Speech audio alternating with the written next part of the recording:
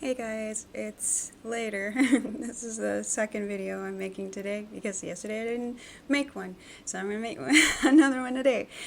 And this is chapter 48 of Genesis. I'm going to be reading the King James Version and the Message version in one video.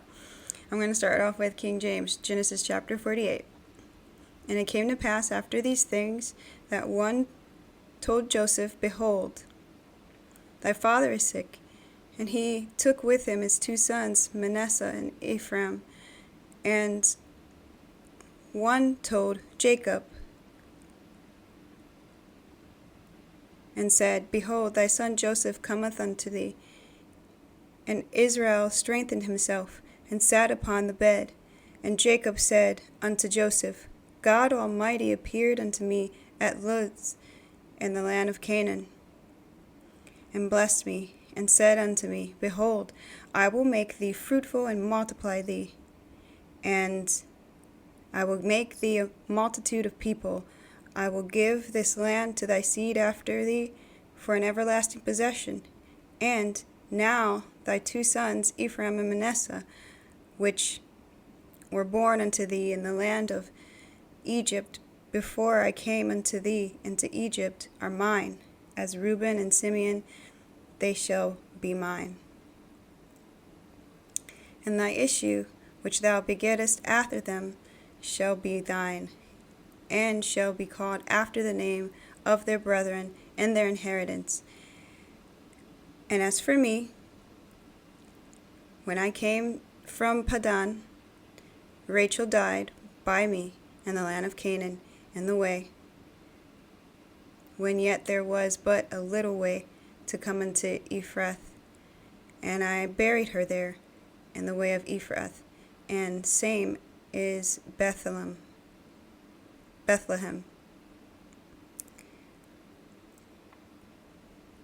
And Israel behold Joseph's sons, and said, Who are these? And Joseph said unto his father, They are my sons, whom God hath given me in this place. And he said, Bring them, I pray thee, unto me, and I will bless them. Now the eyes of Israel were dim for age, so that he could not see. And he brought them near to him, and kissed them, and embraced them. And Israel said unto Joseph, I had not thought to see thy face, and lo, God hath showed me also thy seed.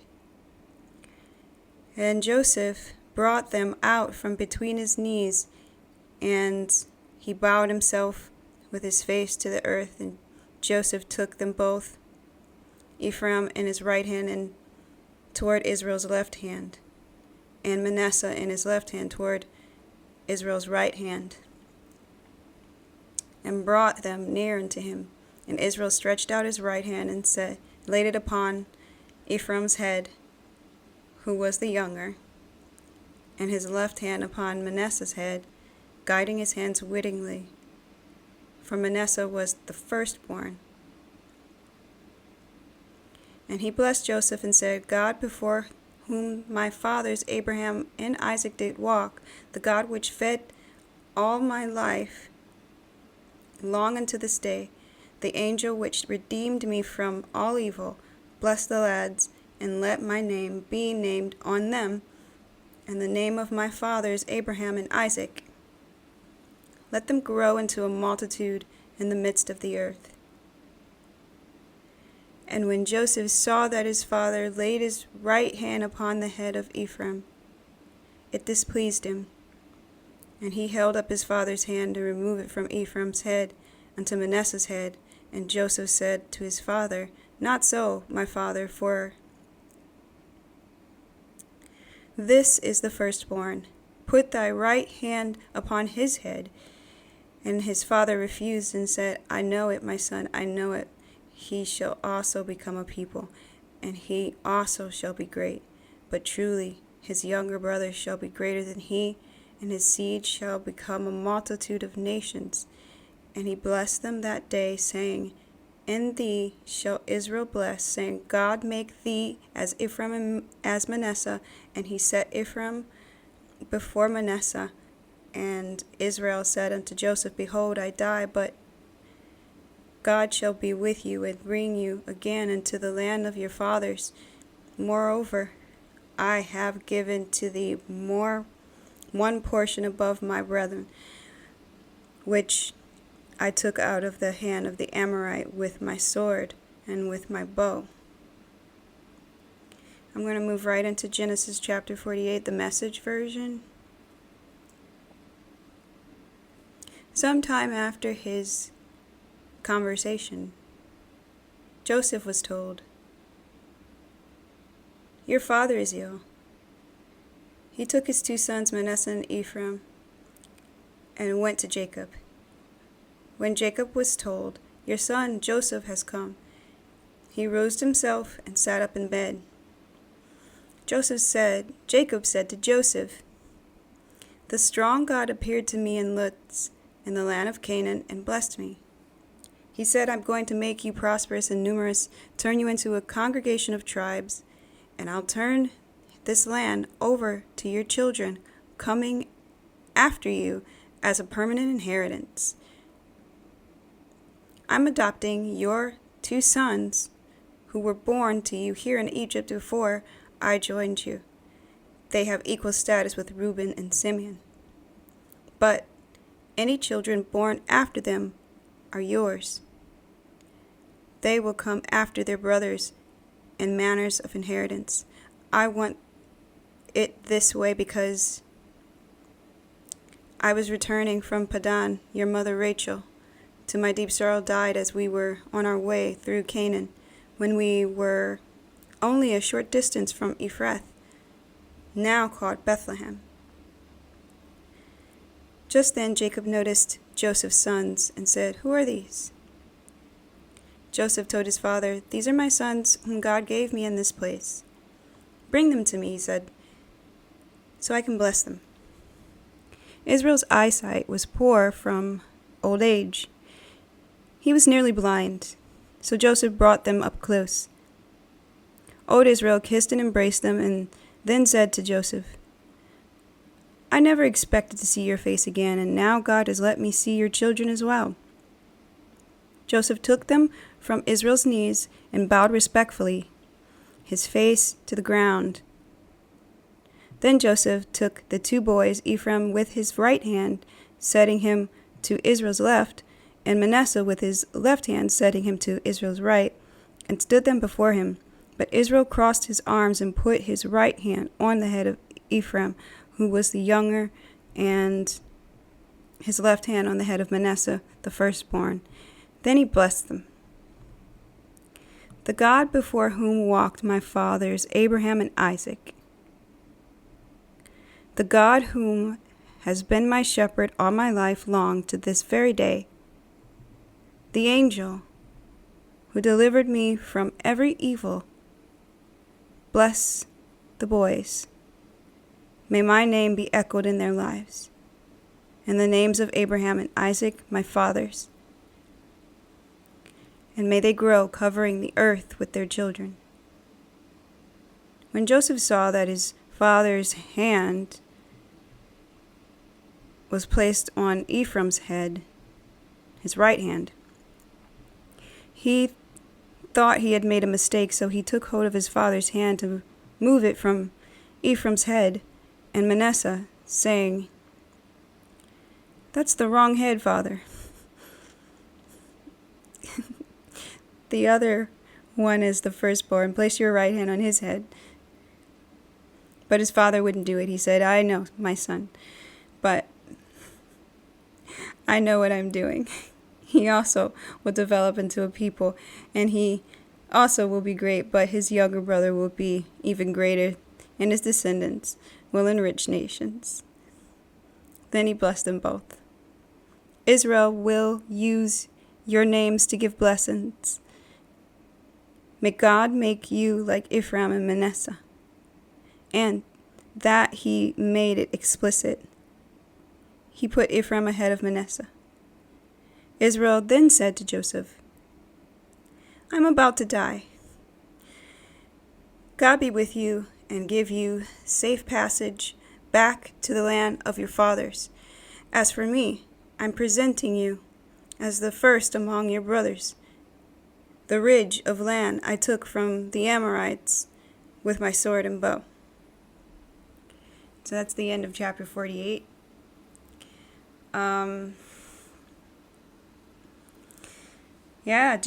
Jacob, aka Israel's, he's dying. Just like his father and his father's father, on their deathbed, they were wrapping up loose ends in their life, passing the blessing down to their offspring. And that's what he's doing here.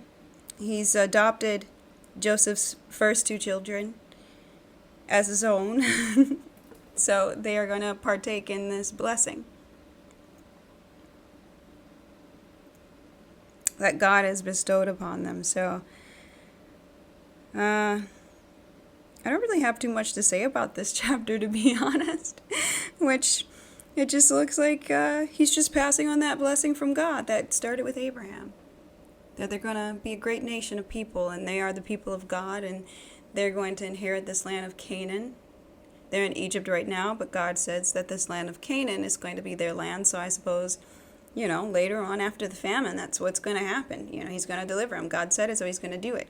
And if you want to see that or witness that or experience that story, you can read along with me in the book of Exodus, which is basically 2 chapters away. There's only 2 more chapters of Genesis here before we end the book, which is really monumental, guys. If you were following along this whole time and you were reading with me, then, congratulations. We just finished the book of Genesis. That's pretty cool. But I don't really have too much to say about it. It's pretty straightforward. The blessing is being passed on, and Israel, aka Jacob, wants to be buried with his favorite wife, Rachel, and his, father and grandfather and all of them in the land of Canaan. There's been some things that have changed since then. Let me see. Ephraim is now called Bethlehem. So just times are changing. Things are getting renamed while they're gone. And that's how I'm interpreting it. But, for the most part, that's what's happening here. I do like the fact that he's really old. And it seems like this is a pattern. They get old and they can't see as much. So the eyes dim. But it didn't really matter. He was not tricked. Even though his eyes was, Jacob, aka Israel's eyes were dim, he was not tricked like his father. Probably because he remembers tricking his father. With that whole Esau getting the birthright thing and all that. He wasn't going to be tricked. He knew who he was putting his hands on. With the 2 sons to bless him.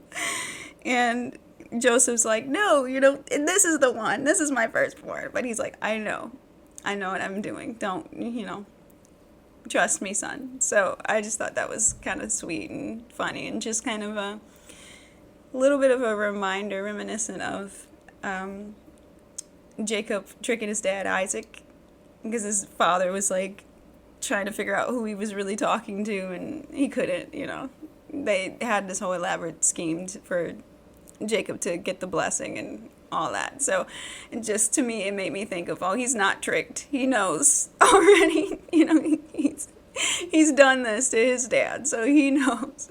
Anyway, that's all I got to say about it. It's just really interesting. I always see that. I just find another adjective to describe these things, aside from saying that it's interesting. It's intriguing, maybe. But I do like the fact that the blessing is being passed on, and it reigns so true.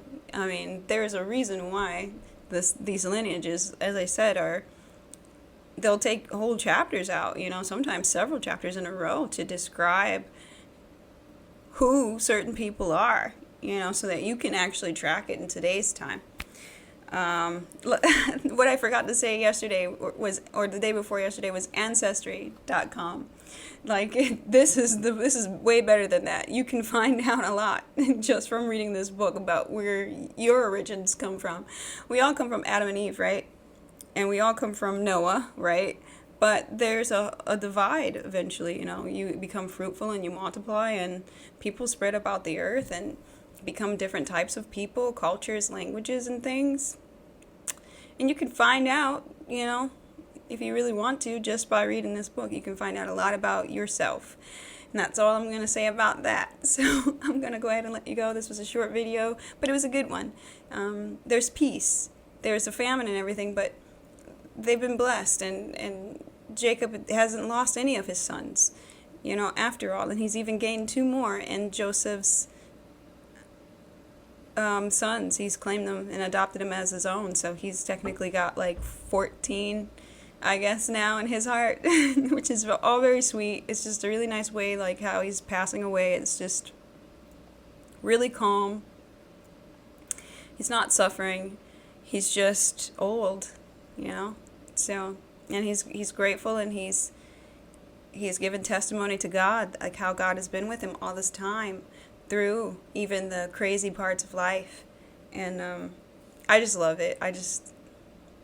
It's good to just be grateful for what God does, even if you're not in the greatest spots. And man, I can just testify myself to things like that. I'm not in the most desirable circumstances, but God has made a way for me to make the best of what I have and find joy and contentment. And in reality, I have everything if I have God, no matter what situation I'm in, because he's just my strength and my protector, my savior. He's my everything, my father. He just loves me, and he makes sure that I'm okay.